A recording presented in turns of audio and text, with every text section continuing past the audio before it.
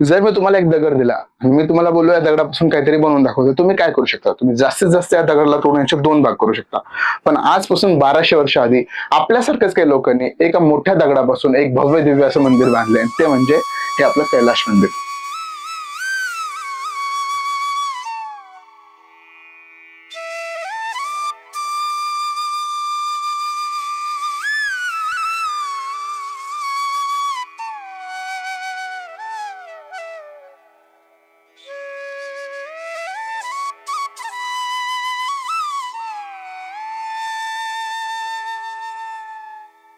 हे जे तुम्ही माझ्या मागचं कैलाश मंदिर बघताय, तुम्ही मंदिराला जेव्हा बघशाल तेव्हा तुम्हाला असं वाटेल की हे मंदिर एक असं नॉर्मल मंदिरासारखं बांधलेलं आहे, जसं की तळापासून सुरुवात करून तर वरती टोकापर्यंत बांधलेलं. पण असं नाहीये. या मंदिराची सुरुवात जी होती ती एका मोठ्या दगडाला कोरून कोरून वरतून स्टार्टिंग पासून यांनी सुरुवात केली होती आणि एका दगडाला कोरत कोरत कोरत कोरत हे पूर्ण मंदिर त्यांनी बांधलेलं आहे. महाराष्ट्रातील छत्रपती संभाजीनगर जिल्ह्यामध्ये एलोरा केव्स आहे आणि या केव्सचा जो निर्माण आहे हा इसवी सन 600 ते 1000 या कालावधीमध्ये कंप्लीट झाला होता. राष्ट्रकूट आणि यादव कालामध्ये येथे अराउंड 34 लेण्या कोरल्या गेल्या. त्यातील 12 लेण्या ह्या बौद्ध धर्माच्या आहे आणि 17 लेण्या ह्या हिंदू धार्मिक आहे आणि उरलेल्या ज्या 5 लेण्या ह्या जैन धार्मिक लेण्या आहेत.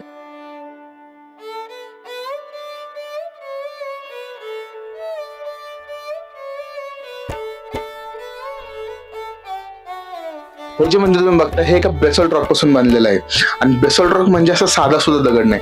मुळात जर तुम्ही मार्बल आणि ग्राफाईट जर कम्पेअर केलं तर त्यापेक्षाही जास्त कठीण हा बेसॉल्ट रॉक आहे आणि त्या काळात 1200 वर्ष आधी त्या लोकांनी फक्त छैनी आणि एका हातोडीच्या माध्यमातून हे मंदिर कसं घडवलं असेल हे आजही रहस्यच आहे. म्हणजे खूप साऱ्या लोकांना वाटतं की हे अशक्यच आहे, कारण की आजही बेसॉल्ट रॉकला तोडण्यासाठी आपण वॉटर टेक्निक यूज करतो आणि त्या काळात लोकांनी त्यांच्या फक्त हाताने एवढी भारी कलाकृती केली आहे. तर गेल्या 1000 वर्षापासून हा स्तंभ असाच उभा आहे. हा स्तंभ तुम्ही बघितला असेल 20 रुपयाच्या नोटवर देखील तुम्ही हा स्तंभ बघितला असेल. तर हा स्तंभ गेले 1000 वर्ष झाले आजही तसाच उभा आहे. जेवढी या मंदिराची रचना आपल्याला आश्चर्यचकित करते त्याहूनही अधिक सुंदर हे मंदिर आहे. या मंदिराच्या सुरुवातीलाच तुम्हाला अशी भव्य अशी एक कलाकृती बघायला मिळेल आणि मंदिरामध्ये जागोजागी प्रत्येक ठिकाणी कलाकृती आणि नक्षीकाम बघायला आपल्याला भेटेल. मंदिराच्या दोन्ही बाजूने असे भव्य दिव्य हत्ती तुम्हाला बघायला भेटतील. तुम्ही यावरूनच या मंदिराची क्षमता किंवा मजबूती तुम्ही समजू शकता की जेव्हा औरंगजेबाने महाराष्ट्रातील सर्व मंदिरांना तोडण्याचा आदेश दिला होता तेव्हा या मंदिरालाही तोडण्याचा आदेश त्याने दिला होता. पण हे मंदिर एवढं कठीण होतं तोडण्यासाठी, एवढं मजबूत होतं की इथे खूप सारे लोकांनी इथे तोडफोड केली तरीही इथे काहीच तुटलेलं नाहीये. म्हणजे एवढं सगळं नाही, पण तुम्ही यामध्ये काही खंडित झालेल्या मूर्त्या, हत्तींच्या मूर्त्या किंवा काही तुटलेले पाठ तुम्हाला आजही इथे बघायला मिळेल. त्यामध्ये हत्ती झाले, सिंहाच्या मूर्त्या, हत्तीच्या मूर्त्या, या सर्व प्रकारच्या मूर्त्या तुम्हाला खंडित झालेल्या मूर्त्या या ठिकाणी तुम्हाला दिसेल. या मंदिराची रचना एक परफेक्ट आर्किटेक्ट आणि परफेक्ट अलाइनमेंट मध्ये झालेली आहे. म्हणजे या ठिकाणी तुम्ही कुठलाही स्तंभ जर बघितला तर परफेक्ट अलाइनमेंट मध्ये तुम्हाला बघायला भेटेल. असे कुठलाही कुठे नाहीये. आणि तुम्ही विचार करा त्या काळामध्ये एका मोठ्या खडकापासून, एका मोठ्या दगडापासून जर असं काही मंदिर बनवायचं असेल तर किती प्लॅनिंग लागली असेल आणि किती ते वर्कर लागले असतील.